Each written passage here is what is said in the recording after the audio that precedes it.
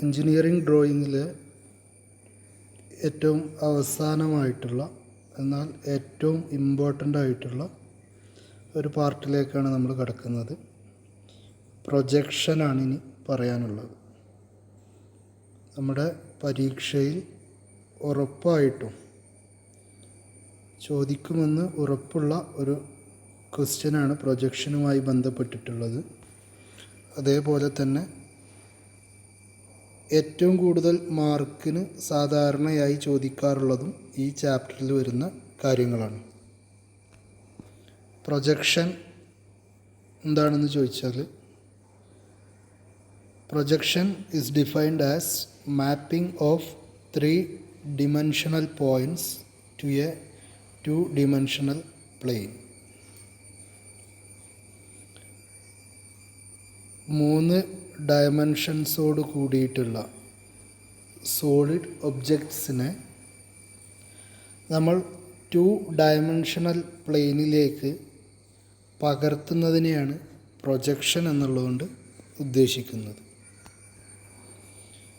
നമുക്കറിയാം, 3-dimensional object എന്ന് പറഞ്ഞു കഴിഞ്ഞാൽ നീളവും വീതിയും ഉയരവും ഉള്ള അത്തരത്തിലുള്ള ഫിഗേഴ്സ്, സോളിഡ് ഫിഗേഴ്സ് നമ്മൾ ഒരുപാട് കഴിഞ്ഞ ചാപ്റ്ററുകളിലായിട്ട് വരച്ചതും പഠിച്ചതുമാണ്.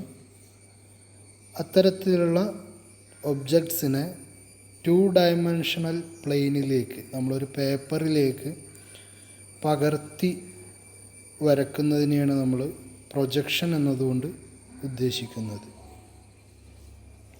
എങ്ങനെയാണ് പ്രൊജക്ഷൻ ഒരു ഒബ്ജക്റ്റിനെ 3 ഉള്ള ഒരു ഒബ്ജക്റ്റിനെ 2 മാറ്റുക എന്നുള്ളത് ഈ ഒരു ചിത്രത്തിലൂടെ നിങ്ങൾക്ക് മനസ്സിലാക്കുവാൻ സാധിക്കും. ഇപ്പോൾ ഇവിടെ അതാ ഒരു മനുഷ്യൻ ഈ ഒരു വസ്തുവിനെ നോക്കുകയാണ് അല്ലേ. ഇവിടുന്ന് നിങ്ങൾക്ക് കാണാൻ പറ്റും ഇയാളുടെ സൈറ്റ്, ഇയാളുടെ ഒരു കാഴ്ച ഈ ഒരു വസ്തുവിലേക്കാണ്. അപ്പോൾ സ്വാഭാവികമായിട്ടും ഈ ഒരു വസ്തുവിൻ്റെ പോയിൻറ്റുകളിലൂടെ എല്ലാം തന്നെ ഇയാളുടെ ഈ കാഴ്ച കടന്നു പോകുന്നുണ്ട്. ഇപ്പോൾ 4 എഡ്ജ് പോയിൻറ്റുകൾ നിങ്ങൾക്ക് കാണാൻ പറ്റും. ഈ 4 എഡ്ജ് പോയിൻറ്റിലൂടെയും ഇയാളുടെ കാഴ്ചയുടെ റേസ് കടന്നു പോകുന്നുണ്ട്. ഈ കടന്നു പോകുന്ന റേസിനെ നമ്മൾ മറ്റൊരു പ്ലെയിനിലേക്ക്, ഒരു 2-dimensional പ്ലെയിനിലേക്ക് പകർത്തിയാൽ, അതായത് ഈ ഒരു ലൈന് ഇതിലൂടെ കടന്ന് ഈ ഒരു പ്ലെയിനിൽ വന്ന് വീണാൽ, ആ വന്ന് വീഴുന്ന ലൈനുകളെ തമ്മിൽ കൂട്ടി യോജിപ്പിച്ച് വരച്ചാൽ കിട്ടുന്നതാണ് ഈ ഒരു വസ്തുവിൻ്റെ 2-dimensional പ്രൊജക്ഷൻ എന്ന് പറയുന്നത്. എളുപ്പത്തിൽ ഈ ചിത്രത്തിൽ കാണുന്നതിനേക്കാൾ എളുപ്പത്തിൽ മനസ്സിലാക്കാൻ പറ്റാവുന്ന ഒരു കാര്യം, നമ്മളൊരു വസ്തു, നമ്മളൊരു ക്യൂബാണെന്ന് വിചാരിക്കുക. ഒരു ക്യൂബ് ഒരു മേശപ്പുറത്ത് വെച്ചിട്ട് ചുമരിൻ്റെ മുന്നിലാക്കി വെച്ച് നമ്മൾ ഇപ്പുറത്ത് നിന്ന് ടോർച്ച് അടിക്കുകയാണെന്ന് വിചാരിക്കുക. ടോർച്ച് അടിച്ചു കഴിഞ്ഞാൽ ആ ക്യൂബിൻ്റെ മുകളിലൂടെ എല്ലാ എഡ്ജിലൂടെയും ആ ഒരു ടോർച്ചിൻ്റെ പ്രകാശം കടന്നു പോയിട്ട് നമ്മുടെ ചുമരിൽ ഒരു വൈറ്റ് കളറിലുള്ള, വെള്ള കളറിലുള്ള പെയിൻ്റുള്ള ഒരു ചുമരാണെന്ന് വിചാരിക്കുക. ആ ചുമരിൽ ഈ ഒരു ക്യൂബിൻ്റെ നിഴൽ നിങ്ങൾക്ക് കാണാൻ സാധിക്കും അല്ലേ. ആ നിഴൽ കാണാൻ സാധിക്കുന്നത് ആ വസ്തുവിൻ്റെ പ്രൊജക്ഷൻ ആ പ്ലെയിനിൽ പതിഞ്ഞതായിട്ടാണ് കാണാൻ പറ്റുന്നത്. ഇത്തരത്തിലാണ് നമ്മൾ ഈ 3-dimensional ഒബ്ജക്റ്റിനെ 2-dimensionലേക്ക് മാറ്റി വരയ്ക്കുന്നത്. അപ്പോൾ ഇവിടെ ഈ ഒരു ചിത്രത്തിൽ നമ്മൾ കുറച്ച് പോയിൻ്റുകളൊക്കെ ഇവിടെ കാണാൻ പറ്റും. ഇതാണ് ഒബ്ജക്റ്റ്. ഈ വസ്തുവിനെയാണ് നമ്മൾ പ്രൊജക്ഷൻ വരയ്ക്കേണ്ടത്. അതുകൊണ്ട് തന്നെ ഇതാണ് ഒബ്ജക്റ്റ്. ഇവിടുന്ന് ഈ മനുഷ്യനാണല്ലോ ഇത് കാണുന്നത്. ഈ ഒരു മനുഷ്യനുണ്ട്, ഇയാളാണ് ഒബ്സർവർ, നിരീക്ഷകൻ എന്ന് പറയും. ഇപ്പോൾ നമ്മൾ എക്സാമ്പിൾ പറഞ്ഞപ്പോൾ, രണ്ടാമത് എക്സാമ്പിൾ പറഞ്ഞപ്പോൾ ടോർച്ചായിരുന്നു ഒബ്സർവർ അല്ലേ. ഇവിടെ ഈ ഒരു മനുഷ്യൻ്റെ കാഴ്ചയാണ് ഒബ്സർവറുടേതായിട്ട് വരുന്നത്. ഇയാളുടെ കണ്ണിൽ നിന്നും ഈ ഒരു വസ്തുവിൻ്റെ എഡ്ജ് പോയിൻറ്റുകളിലൂടെ ഈ പ്ലെയിനിലേക്ക് ചെന്ന് പതിക്കുന്ന ഈ ലൈനിനെയാണ് നമ്മൾ എന്ത് വിളിക്കുക, ലൈൻസ് ഓഫ് സൈറ്റ് അല്ലെങ്കിൽ പ്രൊജക്റ്റേഴ്സ് എന്നതുകൊണ്ട് ഉദ്ദേശിക്കുന്നത്. ഒരുപാട് പ്രൊജക്റ്റേഴ്സ് ഉണ്ട്. ഒബ്സർവറുടെ കണ്ണിൽ നിന്നും ഉള്ള കാഴ്ച ഒബ്ജക്റ്റിൻ്റെ എഡ്ജ് പോയിൻറ്റുകളിലൂടെ തട്ടിക്കടന്നു പോയി പ്ലെയിൻ ഓഫ് പ്രൊജക്ഷനിൽ ചെന്ന് ചേരുന്ന അത്തരത്തിലുള്ള ലൈൻ ഓഫ് സൈറ്റിനെയാണ് പ്രൊജക്റ്റേഴ്സ് എന്നതുകൊണ്ട് ഉദ്ദേശിക്കുന്നത്. അപ്പോൾ ഈ ഒബ്ജക്റ്റിന് പുറമായിട്ട് നമ്മൾ സെറ്റ് ചെയ്ത് വെച്ചിട്ടുള്ള പ്ലെയിൻ ഓഫ് പ്രൊജക്ഷൻ അത് ഇതാണ്. ഇതിലാണ് വന്ന് ഈ ഒരു ലൈൻ ഓഫ് സൈഡ്സ് വന്ന് പതിക്കുന്നത്. ഇത്തരത്തിൽ പതിച്ചിട്ടുള്ള ലൈൻ ഓഫ് സൈഡ്സിൻ്റെ ഓരോ പോയിൻറ്റുകളും തമ്മിൽ ബന്ധിപ്പിച്ച് നമ്മൾ വരച്ച് ഉണ്ടാക്കുന്നതാണ് ഈ ഒരു വസ്തുവിൻ്റെ പ്രൊജക്ഷൻ. ഓക്കെ, തൽക്കാലം അത്രയും കാര്യങ്ങൾ മനസ്സിലാക്കുക. ബാക്കി നമ്മൾ കൂടുതൽ ഡീറ്റെയിൽസിലേക്ക് പോകുന്നുണ്ട്, അപ്പോൾ കൂടുതൽ മനസ്സിലാക്കാൻ പറ്റും. ഇതാണ് അതിൻ്റെ ബേസിക് ആയിട്ടുള്ള കാര്യം. ഇനി ഈ പ്രൊജക്ഷൻ എന്ന് പറയുന്നത് എൻജിനീയറിംഗ് ഡ്രോയിങ്ങിനെ സംബന്ധിച്ചിടത്തോളം 4 തരത്തിൽ പ്രൊജക്ഷൻ വരക്കാറുണ്ട്. ഇവിടെ നിങ്ങൾക്ക് കാണാൻ പറ്റും. ഒന്നാമത്തെ type isometric projection, 2 oblique projection, 3 orthographic projection, 4 perspective projection. ഇതിൽ നമുക്ക് ഈ ഒരു വർഷം പഠിക്കാനുള്ളത് ഓർത്തോഗ്രാഫിക് പ്രൊജക്ഷനെ സംബന്ധിച്ചാണ്.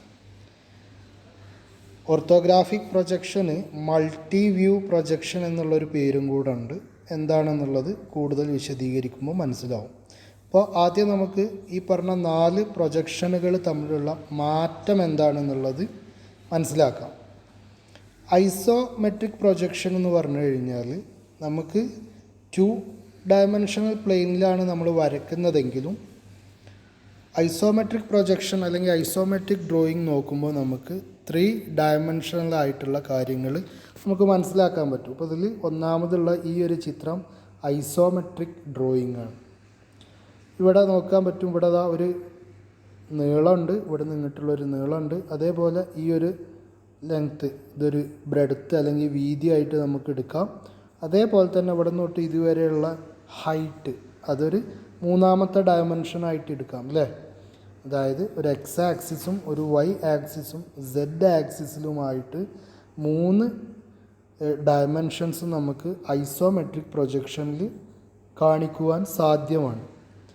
ഐസോമെട്രിക് പ്രൊജക്ഷനെ സംബന്ധിച്ച് നമ്മൾ കഴിഞ്ഞ ജോമെട്രിക്കൽ കൺസ്ട്രക്ഷനിൽ പഠിച്ചതാണ്. അവസാനം സോളിഡ് ജോമെട്രി എത്തുമ്പോൾ ഒരു ഭാഗത്തേക്ക് 30 ഡിഗ്രി അല്ലേ, ഒരു ഭാഗത്തേക്ക് 30 ഡിഗ്രി, മറ്റൊരു ഭാഗത്തേക്കും 30 ഡിഗ്രി, പിന്നെ വേർട്ടിക്കലായിട്ട് 90 ഡിഗ്രി എടുത്ത് ഐസോമെട്രിക് വ്യൂവിൽ ഒരുപാട് ഒബ്ജക്റ്റുകൾ നമ്മൾ വരച്ചതാണ് അല്ലേ. നമ്മൾ പെൻറ്റഗൺ വരച്ചിട്ടുണ്ട്, പെൻറ്റഗണൽ പിരമിഡ് വരച്ചിട്ടുണ്ട്, അതേപോലെ പ്രിസംസ് വരച്ചിട്ടുണ്ട്, സിലിണ്ടേഴ്സും കോണുകളും എല്ലാം തന്നെ നമ്മൾ ഐസോമെട്രിക് വ്യൂവിൽ നമ്മൾ വരച്ചതാണ്. അതായത് 30 ഡിഗ്രി 90 ഡിഗ്രിയിലായിട്ട് 3 ഡയമെൻഷണലായിട്ടുള്ള ഫിഗേഴ്സാണ് ഐസോമെട്രിക് പ്രൊജക്ഷനിൽ വരുന്നത്.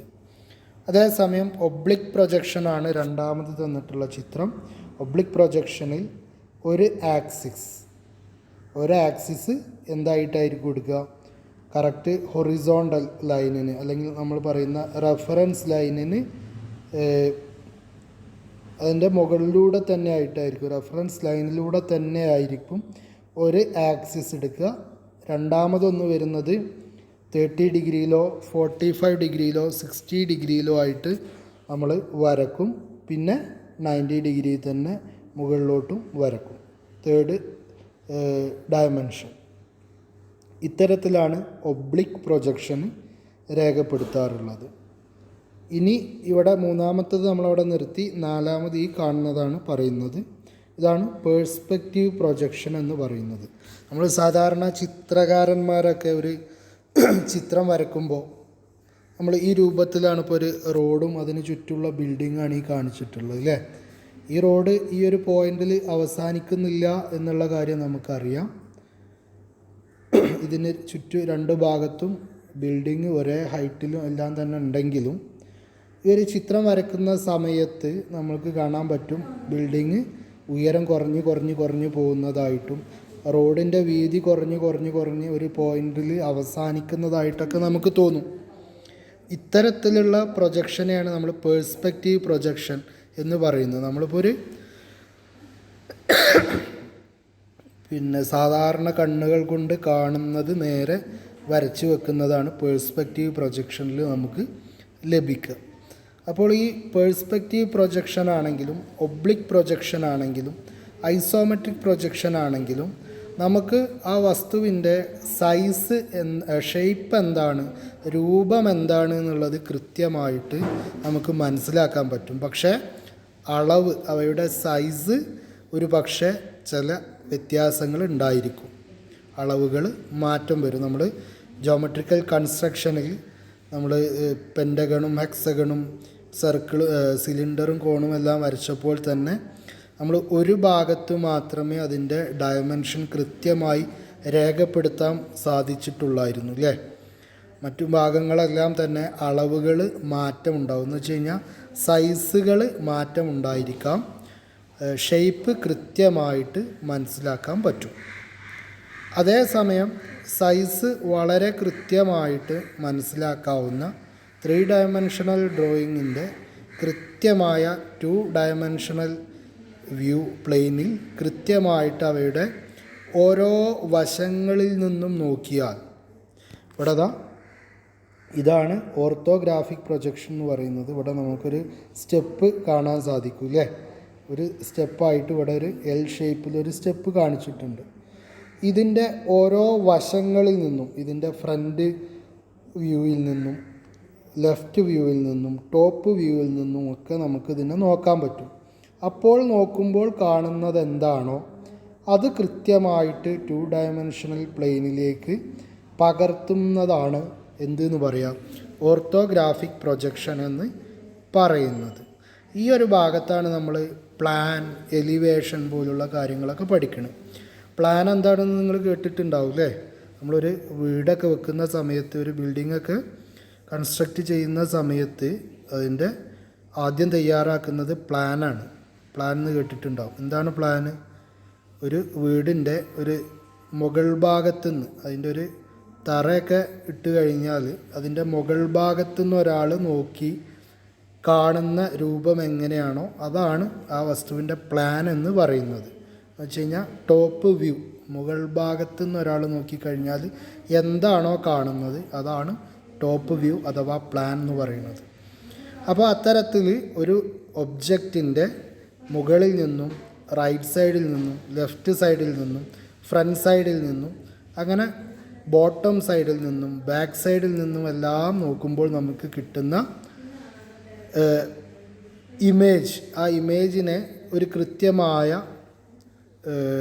മെത്തേഡിൽ നമ്മൾ പ്ലെയിനിലേക്ക് വരച്ച് കാണിക്കുന്നതിനെയാണ് നമ്മൾ ഓർത്തോഗ്രാഫിക് പ്രൊജക്ഷൻ എന്ന് പറയുന്നത്. ഓർത്തോഗ്രാഫിക് പ്രൊജക്ഷനാണ് നമുക്ക് ഈ ഒരു വർഷത്ത് നമുക്ക് പഠിക്കാനുള്ളത്. മറ്റ് പ്രൊജക്ഷനൊക്കെ നമ്മൾ ഇത്തരത്തിലുള്ള പ്രൊജക്ഷൻസ് ഉണ്ട് എന്നുള്ള കാര്യം മനസ്സിലാക്കി വെക്കുക.